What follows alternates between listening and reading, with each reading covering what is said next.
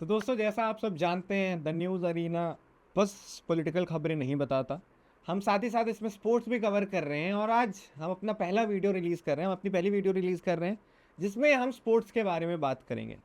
बीते कुछ दिनों से आईपीएल के बाद मैंने इतना स्पोर्ट्स कवर नहीं किया है, तो इस दौरान बहुत सारी चीज़ें घटित हुई हैं।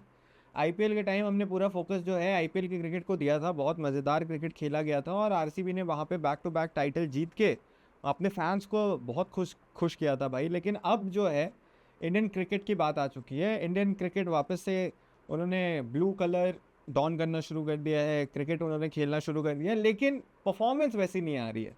जो हम बात करते हैं कि इंडियन टीम से एक्सपेक्टेड होता है, मैं स्पेशली अगर मेंस टीम की बात करूं, जैसा उनसे एक्सपेक्टेड होता है वैसी परफॉर्मेंस नहीं आ रही है। अगर आप पिछले कुछ दिनों से देखेंगे तो सबसे पहले आईपीएल ख़त्म होते के साथ इंडियन टीम जो है उन्होंने पहले आयरलैंड का दौरा किया।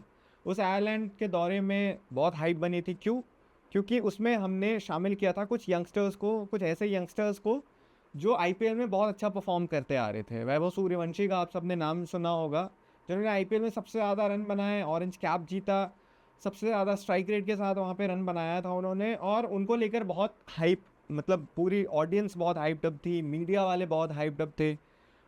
वैभव सूर्यवंशी आयरलैंड जाते हैं, पूरी टीम आयरलैंड जाती है। श्रेयस अय्यर को हमने कप्तान नियुक्त किया था, नया कप्तान। उसके ऊपर भी भाई बहुत डिबेट डेलिब्रेशंस हुए थे, क्योंकि कप्तान सूर्य कुमार यादव जो इन्होंने वर्ल्ड कप जिताया था, उनका फॉर्म इतना अच्छा नहीं लगा हुआ था। तो आफ्टर दी आईपीएल और उसके पहले वर्ल्ड कप, उनका जो फाइनल था वो आखिरी गेम बन गया एज अ कैप्टन। हमें नए कप्तान की तलाश थी और ऐसे में हमें लगा कि हम श्रेयस अय्यर को कप्तान बनाते हैं, जो पिछले 3 साल से इंडियन T20 टीम का हिस्सा थे ही नहीं। अब ये कितना सही फैसला था, इस पर तो डिबेट्स होंगी, इन इसके ऊपर तो सवाल उठेंगे, क्योंकि आप एक ऐसे मेंबर को T20 सेटअप में लेके आ रहे हो जो पिछले 3 साल से आपके लिए खेला ही नहीं, और लाकर आपने उनको कप्तान भी बना दिया।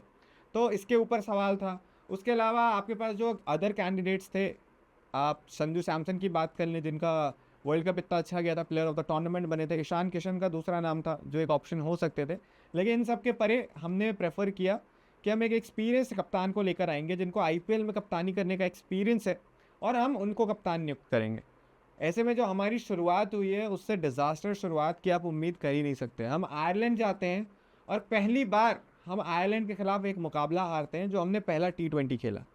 उसके बाद सबको लगता है कि ये वन ऑफ गेम होगा भाई, एक बार हो जाता है, किसी से भी एक गेम हम हार सकते हैं। But back to back matches में 2 दिन बाद फिर से आयरलैंड की टीम हमें हरा देती है। सीरीज 2-0 अपने नाम कर लेती है, 2-0 स्कोर लाइन होता है। और हमारी जो परफॉर्मेंस होती है ना उस पूरी सीरीज़ में, कहीं ना कहीं स्पेशली अगर हम बल्लेबाजी की बात करें, तो हमारे बल्लेबाज एक्सपोज हो गए कि हमें शायद फास्ट बॉलिंग इतनी अच्छी खेलनी नहीं आती, और जब थोड़ी सी बॉल में मूवमेंट दिखाई देती है तो शायद हमारे बैटर्स जो आईपीएल में खेलते हैं, जहाँ पे पिच बिल्कुल मक्खन की तरह रोड बना होता है, वहाँ पे जितने कॉम्पिटेंट नज़र आते हैं, वहाँ पे आयरलैंड में जाके नज़र नहीं आए। लेकिन ये बस ट्रेलर था। जब हम दूसरा मैच खेल रहे होते हैं इंग्लैंड जाके, तो दूसरे मैच में वैभव सूर्यवंशी का मच अवेटेड डेब्यू होता है। एक्सपेक्टेशंस काफ़ी होती हैं, मात्र 15 ईयर्स के हैं, यंगेस्ट डेब्यूटेंट बन जाते हैं इंडियन मेंस क्रिकेट टीम के इतिहास में। सचिन तेंदुलकर, द ग्रेट सचिन तेंदुलकर का उन्होंने रिकॉर्ड तोड़ दिया था। तो इस बारे में जो है बहुत चर्चा होती है। उनका जो सीरीज़ उसके बाद होता है वो इतनी फीकी, थोड़ी फीकी सी जाती है। लेकिन अगेन, वो 15 साल के हैं, पहली बार इंडिया के बाहर टूर्नामेंट खेलना, सीरीज़ खेलना इतना आसान नहीं होता, तो उनके लिए तो एक्सपेक्टेड था। एक आध फेलियर जो है आप किसी यंगस्टर से उम्मीद करते हैं। लेकिन सवाल उठे दूसरे प्लेयर्स के ऊपर। सबसे पहले तो भाई क्रेडिबिलिटी के ऊपर सवाल उठा। जो टीम मैनेजमेंट आजकल फैसले लेती है, जैसे अचानक से कुछ भी डिसीजन ले लेते हैं। आपने player of the tournament Sanju Samson को, जिन्होंने वर्ल्ड कप आपको जिता के दिया, जिन्होंने 3 बैक-टू-बैक मैचेस में 50+ स्कोर्स बनाए और आपको वर्ल्ड कप उन्हीं के बदौलत मिला, उनको 3 मैचेस देकर वर्ल्ड कप फाइनल के बाद मात्र 3 मैचेस दिए आपने और उनको ड्रॉप कर दिया। फिर इवेंचुअली आप उनको सीरीज़ के आखिरी मैच में लेकर आए। तो भाई, मुझे पहले कोई ये बताए कि अगर आपका कोई इतना बड़ा प्लेयर है और आप बोलते हैं फिर बाद में, अब ये भी बताया आपने कि उनको ड्रॉप नहीं किया है हमने, उनको रेस्ट देने की कोशिश है, ये सब बेकार की बातें हैं। इस मैनेजमेंट को, टीम अभी तक जैसा लग रहा है, ठीक है वर्ल्ड कप जीत गए हम, हमारे पास बहुत सारे एडवांटेजेस थे क्योंकि हमारे पास घर था अपना, घर पे वर्ल्ड कप खेल रहे थे। अब वो चीज़ चली गई है। अब जो है, हम जैसे ही बाहर जाते हैं काइंड ऑफ एक्सपोज हो जाती है टीम। इस टीम में कोई ऐसा बैटर नज़र नहीं आता जो टेक्निकली इक्विप्ड हो उस कंडीशन को हैंडल करने के लिए। ऐसा नहीं था कि जो इंग्लैंड की टीम थी उनके पास कुछ 5 बहुत बेहतरीन बॉलर्स खेल रहे थे जिन्होंने T20 क्रिकेट में बहुत अचीव किया हो। नॉर्मल बॉलर थे, एक जोफ्रा आर्चर थे, दूसरे आदिल रशीद, जिनका रेप्यूटेशन है T20 क्रिकेट में, लेकिन उनके अलावा अगर आप देखो तो इतने बड़े रेप्यूटेड बॉलर्स नहीं थे उस टीम में। उसके बावजूद हमने घुटने टेक दिए, 4-0 की हमें शिकस्त वहाँ पे मिली, विदाउट जसप्रीत बुमराह और विदाउट हार्दिक पांड्या। जो बार बार बात होती है कि ये दो खिलाड़ी जो हैं हमारे MVPs हैं, इन दोनों खिलाड़ी की बदौलत जो है इंडियन टीम ये बैकबोन्स हैं, और इनकी बदौलत जो इंडियन टीम है अच्छा परफॉर्म करती है, वो फिर से हम यहाँ पे देखने को मिला। ये दोनों प्लेयर्स इस सीरीज़ में एब्सेंट थे और इनके बिना हम फिर से काइंड ऑफ एक्सपोज होकर रह गए। अब बात करूँ मैं उसके बाद जो ODI सीरीज़ अभी जस्ट खेली गई है, उसमें हमने शुरुआत अच्छी की, उसमें हमारे वेटरन्स जो हैं वो वापस आए, क्योंकि वो T20 क्रिकेट अब खेलते नहीं है। विराट कोहली, रोहित शर्मा, इनकी वापसी हुई, जसप्रीत बुमराह फिर से वापस आ गए, हार्दिक पांड्या हालांकि अभी भी इंजर्ड हैं। उसके अलावा बात करूँ तो कप्तान शुभमन गिल जो T20 क्रिकेट नहीं खेलते हैं उनकी भी वापसी हुई, KL राहुल वगैरह जितने एक्सपीरियंस प्लेयर्स हैं सबकी वापसी हुई। और ऐसे में माना जा रहा था कि हम इंग्लैंड के खिलाफ शायद वनडे सीरीज़ में फेवरेट्स हों, क्योंकि हमें एक्सपीरियंस भी है वहाँ पे खेलने का। वहाँ हम जाते हैं, पहला मैच हम बहुत आराम से जीतते हैं और लगता है शायद हम ये सीरीज़ निकाल लेंगे, लेकिन दूसरे और तीसरे मैच में हम फिर से एक्सपोज हो जाते हैं। कप्तान शुभमन गिल की कप्तानी में ये लगातार जो हम सीरीज़ हारते जा रहे हैं, बस एक सीरीज़ हमने जीता है, वो है अफ़गानिस्तान के खिलाफ।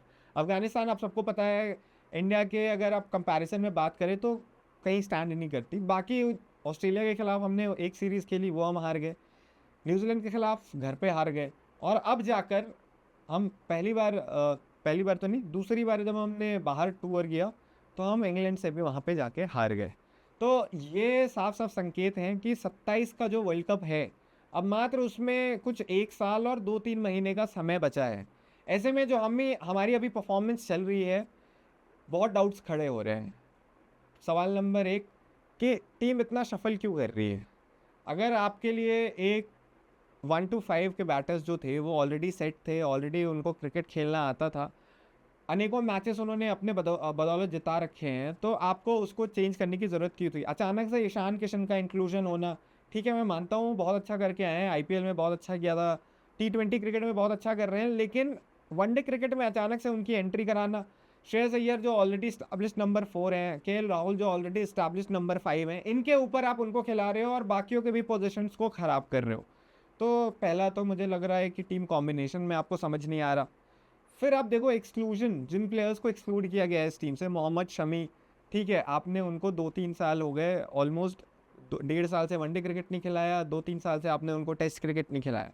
मोहम्मद शमी को मैं मान लेता हूँ कि उम्र की वजह से आप साइड लाइन कर रहे हो, लेकिन मोहम्मद सिराज को आपने क्यों साइड लाइन किया है भाई? इसका जवाब कौन देगा? अगर मोहम्मद सिराज, जसप्रीत बुमराह और मोहम्मद शमी के भी एब्सेंस में आपकी टीम के लिए नहीं खेल रहे हैं, तो आपकी बॉलिंग अटैक लीड कौन कर रहा है ना? मोहम्मद सिराज तो मुझे लगता है मस्ट होने चाहिए उस टीम में जब हम साउथ अफ्रीका ट्रैवल कर रहे हों। उसके बाद आप टीम के सबसे एक्सपीरियंस खिलाड़ी रोहित शर्मा के ऊपर सवाल उठाते हैं। लॉर्ड्स वनडे के पहले उनके ऊपर सवाल उठाया गया और उन्होंने बखूबी आंसर किया भाई, उन्होंने शतक लगाया उस मैच में, भले ही इंडियन टीम हार गई हो, लेकिन रोहित शर्मा ने दिखाया कि अभी भी उनके अंदर कितना दम है।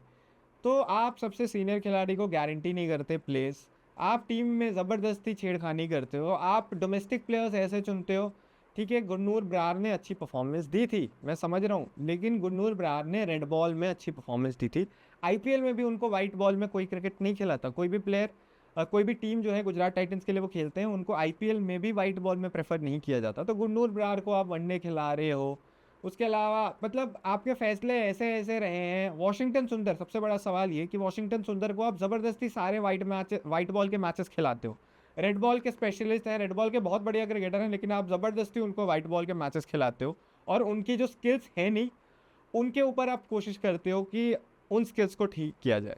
ऐसे काम नहीं चलता सर। इंडियन टीम को अगर वर्ल्ड कप जीतना है 2027 में, जो 23 में नहीं हो पाया था, अगर 27 में वो सपना पूरा करना है, तो ज़रूरत है कि अब जो है फैसले ऐसे लिए जाएं जहाँ पे क्लैरिटी मिले, हर एक प्लेयर के पास सेट ऑफ क्लैरिटी हो, जहाँ पे उनको बताया जाए कि भाई आपको ये रोल है आपका, आप लगातार मैचेस खेलेंगे, या अगर आप किसी को बैकअप ऑप्शन रख रहे हो तो उनको भी क्लैरिटी दो कि भाई आप हमारे बैकअप ऑप्शन हो।